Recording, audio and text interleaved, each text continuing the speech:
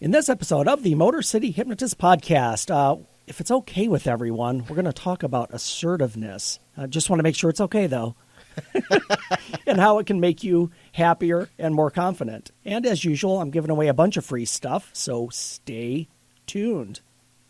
Get ready for the Motor City Hypnotist, David R. Wright, originating from the suburbs of Detroit, Michigan. He has hypnotized thousands of people from all over the United States. David R. Wright has been featured on news outlets all across the country and is the clinical director of an outpatient mental health and hypnosis clinic located just south of Detroit, where he helps people daily using the power of hypnosis.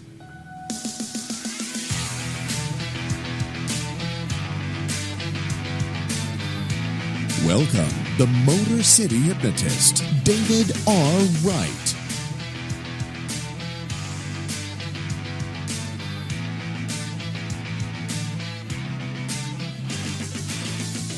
What is going on, people? It is David Wright, the Motor City Hypnotist. We are back with another episode of the Motor City Hypnotist Podcast. Yay! Glad to have you with us. Those of you watching live on Facebook, thanks for tuning in. If you are live on Facebook, you can give a shout out and we'll say, hey, look, who's there?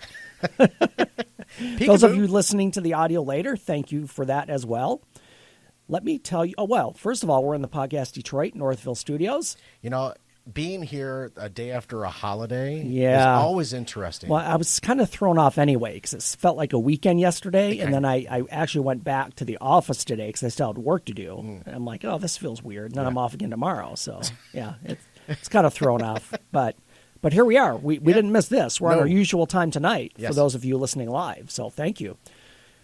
Matt Fox is with me as usual. Yep, I'm here. Absolutely. I made it. I did make it. So. You did. You did. I thought we might have to pull you away from some turkey and stuffing, but my wife actually sent me a text and she says, "Did you make it there okay?" And I said, "I made it with a question mark." And she's like, "Why is that a question?" What, you weren't sure yet? I wasn't. I'm like, "What?" Oh, it's my fat thumb, so it was all me. What in blazes are you talking about? I have no idea. Let me tell you where you can find me. My website is motorcityhypnotist.com. On the website, you can find my podcast page along with a whole bunch of other stuff. I mentioned that I revamped the site. It has not went live yet. I'm still working on a couple little bugs, but that should be up shortly. We'll have all the same stuff, just a little newer look. So, yeah, I'll let you know when that goes live. You guys can check that out. Yes, please. You can find me on social media, Facebook and YouTube, Motor City Hypnotist, and on Twitter and Instagram, both are Motor City Hypno.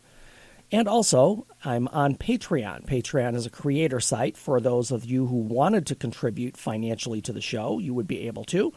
And it's a minimal contributions. Nothing's going to break your bank, unless $2 might break your bank. But if so, that's cool. I mean, for those of you who are interested, take a look and you can get kind of cool stuff like a coffee mug just like this one. Yep. I don't have my T-shirt on because I only have one of those, and it has to be washed after at least 4 or 5 wears, But yeah, there's stuff there for you, including stuff like T-shirts, mugs, early access to shows. You get access, honestly, probably the Monday after they're recorded. Those go up before they go out to the podcast world, so you can get the early access to those. And if you want to plug something or get a shout-out, that's available also. And on every show, we're giving away a free hypnosis guide. And I still do have the other couple of giveaways that we've been talking about. As soon as I get to my last page of my notes here, which is where that's at, the Hypnosis for Confidence MP3. And also, as I mentioned last episode, if you want to join my private Facebook group, Empower Your Mind for Success, take a look there. It's connected with on my Facebook for Motor City Hypnotist. And it's a private site just for focusing on things that you can do to ensure your success, whether that's personal, professional, whatever it is. Take a look there, and would love to have you there as well. And that site or that page specifically is going to be focusing on a course that I'm building out, and I will give you more information as that goes along. All right. I think I covered all. Oh, and wherever you're listening, please subscribe to the show and leave a review. Both of those things would help me out tremendously. It gives me more visibility and helps me get out to more people, which is what we want.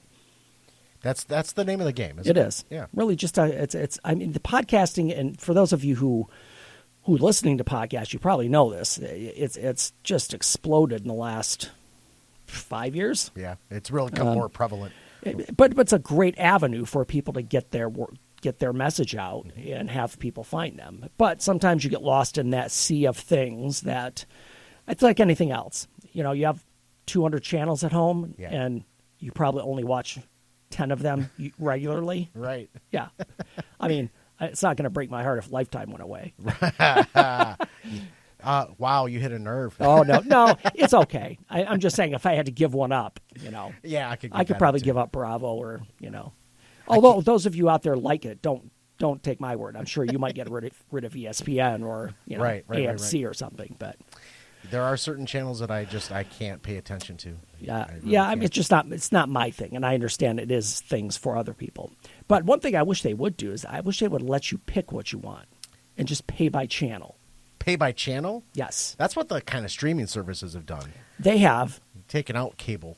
Yes, and you, although with the streaming services, you get a lot of stuff there. Because, I mean, honestly, between Netflix, Hulu, Amazon Prime, CBS Streaming, Disney Plus, I'm sure I'm missing a few in there, but if there's a specific show you want, you have to subscribe to each of these. Right. Mandalorian, for example. Yeah. I mean, you have to go CBS Streaming or Disney Plus. Yeah. You have to have. Now, Disney Plus I did find a little shortcut for that, though. If you have Amazon Prime, you can watch it through there, but you still have to pay the subscription for it. Correct. But there are a lot of less issues with it stalling and hesitating or delay. Yeah. Not today. Today was terrible for Disney Plus. Oh, I'm sure because everybody's home. Mandalorian. Yeah, and the Mandalorian came out. Because of the specific character coming back into play into the universe. Yep. My television was like, yeah, it's not working for you, man. They were really backed up. This weekend has been, even on, even my Netflix stalled out a couple of times last night. I believe it. I'm like, oh, come on, you kidding me? But because everybody's home. Yeah. That's why. Yeah. Nice shirt, by the way. Oh, thank you. Doors fan from way back when. Yep. Mid 60s to early 70s, they were just killing it. Morrison died in 72, I believe. Yeah. Yeah. One of my favorite songs by them, though, Peace Frog. Oh, mine too. Morrison Hotel. I blame Jamie for that because he's the one that just rocked that song. That's one of my favorites, and the guitar riff on that is just fantastic. Yes, good call on that one. That's one of my favorites. A little more obscure than the other ones, but if you've heard it, you know it. Yeah, absolutely. Peace Frog for sure. Well, speaking of great things, let's do it. Our winner of the week.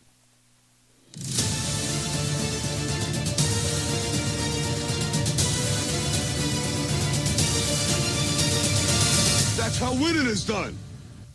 All right. So those of you who've been with us from any time back, you know sometimes we'll revisit a winner of the week because something gets added to the story.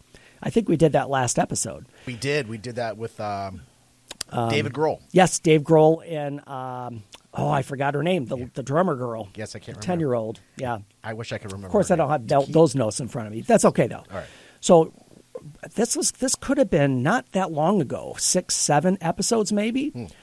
We talked about a girl whose their family's house burned down and she lost her baseball card collection. Yes, I do remember this. Yes. And the fire department, the area fire department, one of the people there, he gave his collection to the fire department to give to her. So it was kind of like a transaction between them.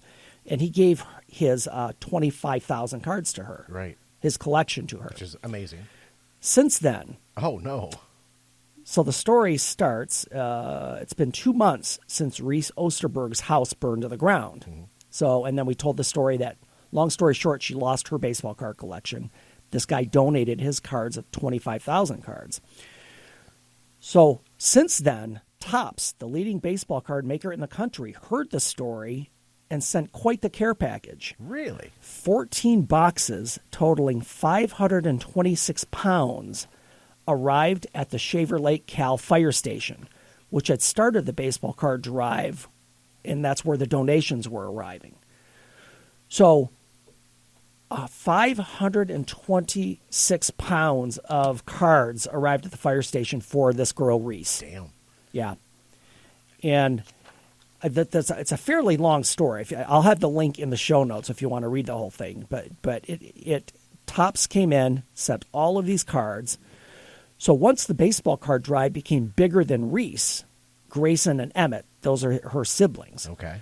A plan B quickly emerged. Even if they wanted to keep them all, they didn't have room for all these baseball cards. The Osterbergs are living in a 1,000 square foot family cabin until their house is rebuilt. I don't know if that's going to be big enough for all the gum. Yeah, all the gum. Well, they don't have the gum anymore. No.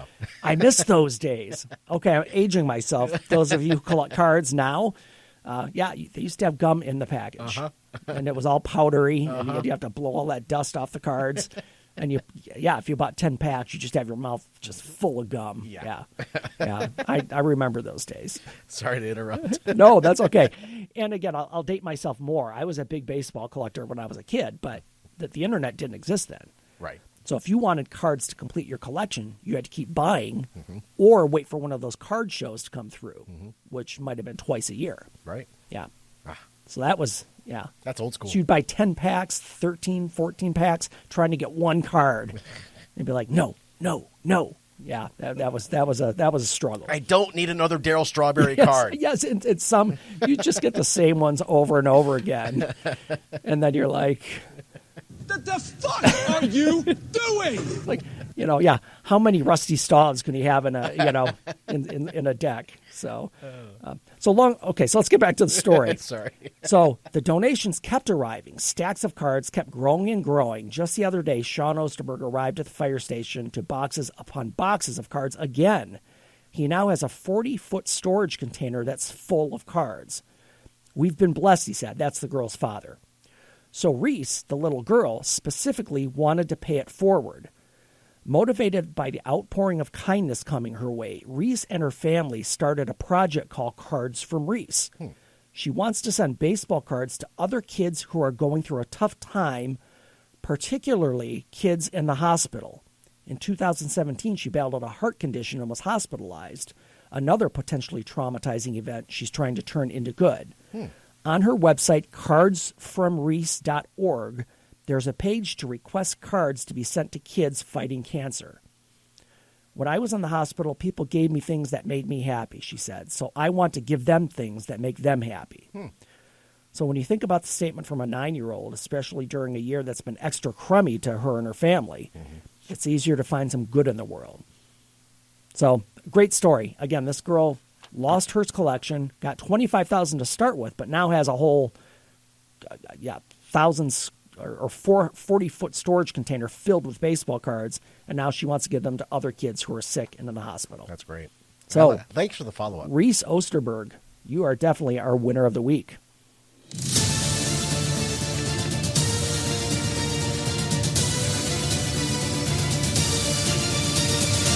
That's how winning is done.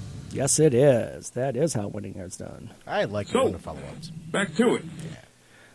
So folks, we're going to talk to debate today about assertiveness. And a lot of things might come to your mind when I say that. And first, I want to make sure it's okay. Is it okay if we talk about assertiveness? So I'm doing that sarcastically because that's one of the things we're going to get into is that and let's just start out. A lot of this, just before we get into it, a lot of this information is taken from the Assertiveness Workbook, How to Express Your Ideas and Stand Up for Yourself at Work and in Relationships. I know it's a long title. This is a great book that I refer to a lot when working with clients. So let me run some scenarios by you and see if you feel like this fits with you.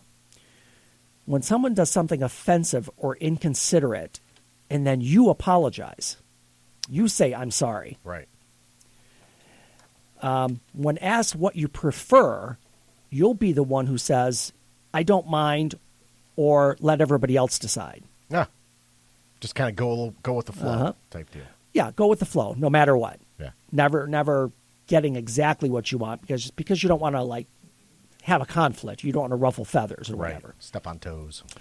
Are there times when your inner voice tells you that you should speak up, but you just can't bring yourself to say anything because you don't want to cause trouble or conflict? When you fail at something, you just accept that it just wasn't meant to be rather than learning from it and giving it another try. Huh. 'Cause a lot of people will rationalize. They'll say, oh, well, it just wasn't meant. It's not meant for me. Because a lot of people will say that just about success in general. They'll say, yeah, these some people are really successful. It just wasn't meant to be for me, you know. Okay. If you have a really hard time saying no to anything anyone asks of you, even if it really puts you out or has a negative effect on you, I call these people pleasers. And especially when I'm working with clients, I would say to them, you have to set boundaries, because I know people that will drop everything if a friend calls, and they'll be there in an instant to help them. Right. Now, I'm not saying that in and of itself is a bad thing, but let's say that you had something planned to do with your kids or your spouse, and you had to cancel those plans because you felt like this friend needed you more. It's a balance. You kind of weigh that. It is. It's balance is probably a good word to do it. But if you often will say no to your own needs and put other people first, that's a flag. Yeah. That's a warning flag. Again, this next one kind of follows in that vein. You'd rather keep others happy than risk inconveniencing them or annoying them, and you believe your needs are less than theirs. Oh, wow. Yeah. This time, this COVIDian timeline that we're in, a lot of people are, they're trying to do the best they can to help one another. If someone needs help, they want to be there, but then they have to take that step back and remember that circle of exposure, you have to try to limit that as much as possible. So this is a client from way back when. Of course, I'm always careful because of privacy issues, but in general, this client would do everything for friends, family, as far as he was very good as far as projects and physical projects like electrical work or home improvement type things. Sure. To be honest, his house was falling apart. Yeah. But he spent so much time doing everybody else's that he sacrificed his own needs. Right. That's not healthy. No. You don't speak directly. You beat around the bush. You're all about well, I suppose that could be true, maybe. This kind of all goes together. You hesitate when you talk, reluctant to get to the point or make anyone think that you're confident in your opinion. And this goes back to my intro. When you start your sentences with phrases such as, would you mind if I, or if it's okay with you, it just shows that you're asking for the approval of others. If you have a lack of confidence in what you have to say, you speak quietly and often tail off towards the end of sentences. I have no idea what you're talking about. But again, it's just that lack of confidence in what you're saying. Even if even if something that you have to say is important or might be valuable, you discount it. And that's where your spouse, when you're communicating with your spouse or a friend or what have you, and you have something to say, you make sure that they hear every word. Don't trail off and then they get yelled at for mumbling, right? Well, and honestly, this is something, and if my wife's listening, she'll probably, because I probably say to her, and I'm not kidding, maybe at least 4 or 5 times a week, I'm like, I'm sorry, I can't hear what you're saying. Right. And not because I'm trying to be a dick, but I want to communicate. And she doesn't do it intentionally, but she'll be talking and face the other way, and I won't be able to hear her. And I'll just say, I'm sorry, wait for me to come in there so I make sure I hear you. Right. Well done. Yes. If you fall into relationships rather than actively deciding to be in them, and you let your partner dictate the speed at which things move. So these are all, if any of those things that I just went through apply to you, you might be a passive person. Now, I say that carefully because I think there's nothing wrong with being passive in general. The issue, the problem arises when you're passive at your own expense. You don't get what you need from either your family, your partner, other people, friends, even in a job. I'm sure that anybody who's worked in corporate America, sometimes you got to push to get where you want to be. Sometimes you got to say, hey, I want a raise because I'm worth this because I do a good job. Right. I would dare to say most people they don't want to have that conversation because they're not confident to do it. And they think, well, they're just going to say no. And they might That's the worst thing they can say is no. Exactly. That's the big thing. That's the worst thing that could happen. Mm-hmm. Yeah. But you know what? We're talking about learning from these types of things, right? Mm-hmm. So if the answer is no, the question should be, why is it no? So you can dig a bit deeper and understand. Sure, because then you can find out, is there something wrong? Is there something that you're not aware of that you could improve upon? And or learn from the reason why it's no is because of A, B, and C. So you work on A, B, and C and add D. Well, and I know a lot of people's fear is, well, if I ask for this, that they're going to think I'm asking for too much and I might get fired or something. Yeah, right. I get Clean that. out your desk. You're gone. Hey, real quick for you, Dave. Yes. Alan Benson. Oh, Alan's checked in. Hey, he Alan, popped in. good to see you again. Alan's a weekly listener. Yes. So I'm glad he checked in. Yes. So yeah, thanks, Alan. Hope you had a good Thanksgiving also. Yep. As usual. What the fuck are you doing? I know, you're listening to our podcast. Yeah. I know Alan was making tacos last week during our nutrition He was. episode. He was, yeah. Hope those were good, Alan. Hope Thanksgiving was good too, though. So these things apply. If these things apply to you, you can be passive, but if you're passive to a fault and you're not getting your own needs met, then you have to do something about that. So we're going to talk about how to be more assertive. Okay? Go for it.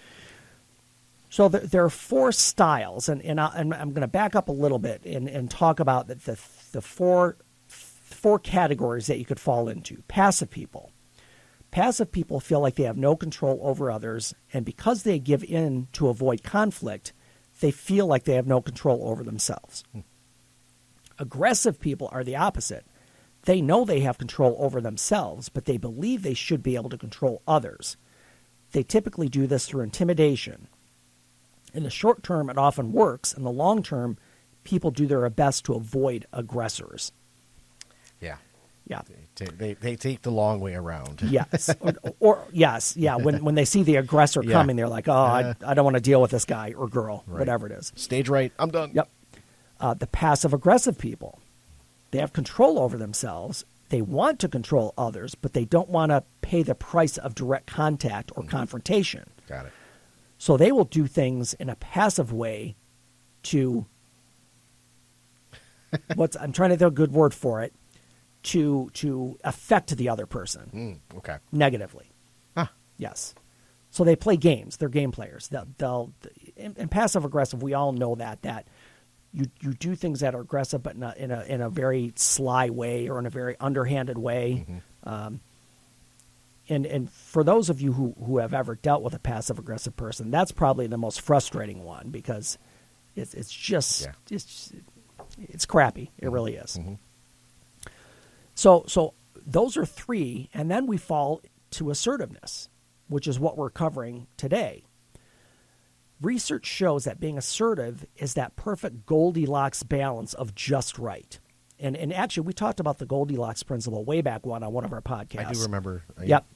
And the Goldilocks Principle is the principle that you want to be something just right. And Matt used the term earlier, balance. You want to have the right balance, just the right balance of aggressiveness and passiveness, passivity, to make you assertive. Okay? So nobody ever tells you what assertive really means. And when I say assertive, most people think, they think of that aggressive person that's just going to bowl you over and just demand what they want. And it's not really. Assertive is just about being direct. And we're going to talk about that in full here as we go on. So the book I referenced in the beginning, where a lot of this information comes from, the author is Randy Patterson. He's a professor of psychology and psychiatry at the University of British Columbia. He said the key thing to keep in mind is you are in charge of your behavior. Others are in charge of their behavior. And just think about that statement for a minute, because I highlighted it because it's a really powerful one. You're only in charge of your own behavior. Everyone else is in charge of their own behavior. So when you try to change someone else's behavior, unless they want that to change, it's probably not going to happen. Right. So spend your energy on yourself and changing your own behavior, and that includes being more assertive as far as what you need and want. So when we behave assertively, we're able to acknowledge our own thoughts and wishes honestly without the expectation of anything in return. Even though that's what our goal is, that's not why we're doing it. We're doing it because we want or we need something. And if we can express that more directly and more forcefully without being without being aggressive, then you're more likely to get what you want or what you need because you've made it clear. The definition of assertive Yes. is, having or showing a confident and forceful personality. Yep. You know? So really, this is just asking for what you need or what you want. And it doesn't mean it's always going to happen, but there's no guessing then. If you're in a relationship and you've never talked to your partner about what you want or need, well, then chances are you might not be getting it because you haven't expressed it. Right. And this goes back to it's the whole joke in any relationship that, oh, you're supposed to be able to read my mind. That doesn't happen. If I could, it would be it would be a fantastic power to have. Right. I'd be, it'd be great. I'll shave my head and become Professor X. Let's go. I'd be, I'd be very important. I'm very important. I have many leather-bound books, and my apartment smells of rich mahogany. But you didn't know I was thinking that. No, exactly. So being assertive means expressing what you need and what you want. Now, again, that always doesn't come out that way. But if you're expressing it, then you can't blame anybody else. Because honestly, this has probably happened to a lot of people before. They haven't asked for something, and then later on, they talk to a person or a boss or a family member, and they're like, well, why didn't you say anything? That's not a problem. And I'll use a raise for an example. If you go 3 or 4 years and you don't get a raise and you never ask for one, sometimes they're not just, I mean, in an ideal world, they should recognize performance and reward you for it. Absolutely. But that doesn't always happen. It doesn't. Sometimes it takes some assertiveness to say, hey, I'm worth more than what you're paying me. And oftentimes, people have done this, they've delayed it. And when they ask, their boss or their manager says, oh, you're right. You deserve this. Yeah. And you could have had it 2 years ago. Right. Yeah. I know. So the key word in all of this right now is choice. When you're being passive, you forget that you have a choice, but you always do. When you comply with just what everybody wants, that's a decision you're making. And when you comply all the time, you're never going to get what you need or want. So passive people think, I have to do what they want. And that's not true. The problem is passive people assume the consequences of saying no is going to be a problem somehow. Right. That if I say no to them, they won't be my friend. If I say no to my partner, we're going to have a fight. If I say no to my boss, I'm going to get fired. Right. And these are all relative examples. There are certain situations where, of course, you would say at work, you're going to do what your manager wants most of the time because that's what your job is. It's a reasonable request. Right. And saying the word no and then having the confidence to back up why the answer is no. Yep. And then assert yourself into the equation saying, this is A, B, and C, the reason why I said no. Yes. Or, you know what, not today, but I'll get to it. Yep. And this is why. Absolutely. Yeah. So based on that, the barriers that prevent us from being more assertive are in our own heads. It has nothing to do with our environment or other people. And the quote from, I forget his name real quick. The quote from Randy Patterson is, we willingly obey imaginary rules that dictate what we are and are not allowed to do. It feels tremendously liberating to realize that the arbitrary standards we set for ourselves are not carved in stone. They do not appear in the criminal code.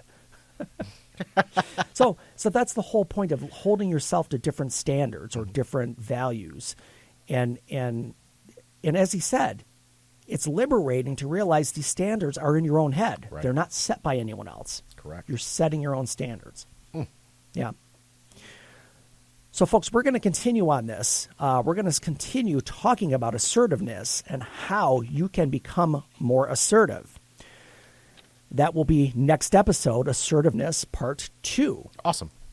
So thanks for checking in, everyone. Stay with us if you're on Facebook Live. We will be right back. For those of you listening, check into the next episode. In the meantime, change your thinking, change your life, laugh hard, run fast, be kind. I will see you next time.